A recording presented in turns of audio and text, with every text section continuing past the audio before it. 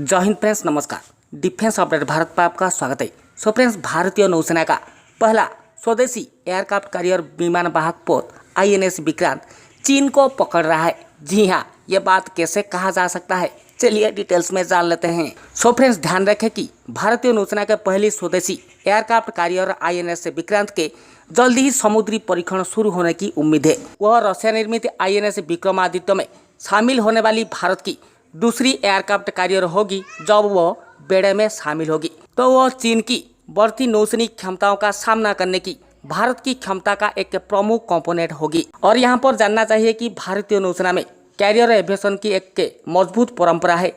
हमने 1957 से लगातार फिक्स्ड विंग एयरक्राफ्ट कैरियर का संचालन कर रहे हैं। केवल फ्रांस अमेरिका से आगे निकल गया है। फिर भी यह नया एयरक्राफ्ट कैरियर नौसेना और स्वदेशी उद्योगों दोनों के लिए एक कदम आगे का प्रतिनिधित्व करता है। और यहाँ पर दूसरी ओर चीन नौसेना ने 10 साल पहले ही एयरक्राफ्ट कैरियर का संचालन शुरू कर दिया था। हमें इस दौरान सीखे गए सबक को कम करके नहीं आंकना चाहिए। लेकिन फ्रेंड्स, यहाँ पर बड़ी बात यह है कि चीन अभी भी अपनी पूरी एयरक्राफ्ट कैरियर क्षमता का एहसास करने के कुछ साल दूर है। हालांकि सेवा में या निर्माणाधीन कम से कम 3 बड़े जहाज के साथ यह अगर के बजाय कब का सवाल है। मतलब फ्रेंड्स, अभी भी चाइना को कुछ साल लग जाएगा ये पूरी तीनों एयरक्राफ्ट एक साथ ऑपरेट करने के लिए। चाइना का थर्ड एयरक्राफ्ट कैरियर जो शंघाई में इसका कंस्ट्रक्शन हाल ही में शुरू किया गया है।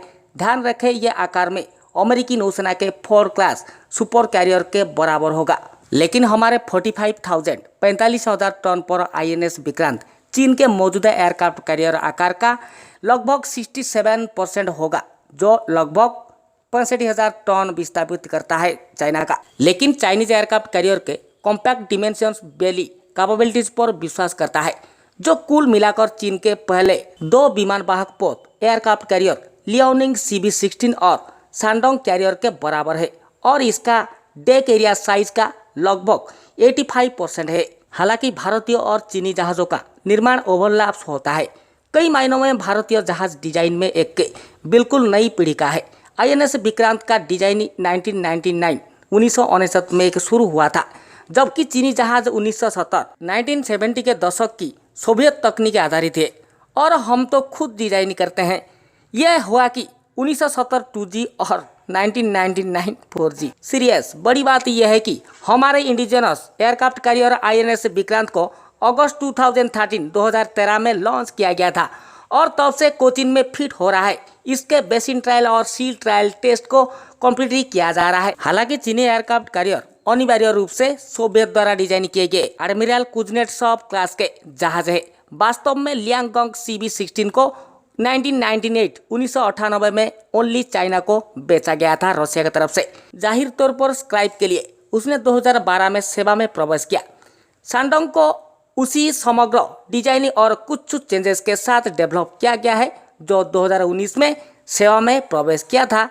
ध्यान रखें कि China aircraft carrier steam turbine engine का उपयोग करता है, लेकिन हम high advanced technology based gas turbine engine का उपयोग करते हैं। इसलिए तो हम यहाँ पर 2G और 4G शब्द लाए हैं। सो फ्रेंड्स, यहाँ पर यदि ये इंजन के ऊपर आप डिटेल्स जानना चाहते हैं तो हमारे चैनल विजिट कर सकते हैं। और अंत में यहाँ पे अगर दोनों साइड के air wing deck based fighter aircraft का बात किया जाए, जो ये एयरक्राफ्ट कैरियर पर तैनात रहेंगे, यहाँ पर चीन अपने दोनों एयरक्राफ्ट कैरियर के ऊपर शेन्यांग J-15 फ्लैंकर D एयरक्राफ्ट को व्यवहार करेंगे, जो कि Su-33 का एक कॉपी वर्जन है। जी हाँ, मतलब J-15 Su-33 का रिवर्स इंजीनियरिंग कॉपी है, जो चाइना की तरफ से इसे रेडी किया गया है। J-15 Chinese deck based aircraft air to air PL-12 beyond visual range missile को कैरी कर सकता है। मतलब ये मिसाइल को वो ले जा सकता है, साथ साथ antiship missile and land attack missile भी कैरी कर सकता है। और यहाँ पर इसके मुकाबले में हमारे भारत MiG-29 2 सीट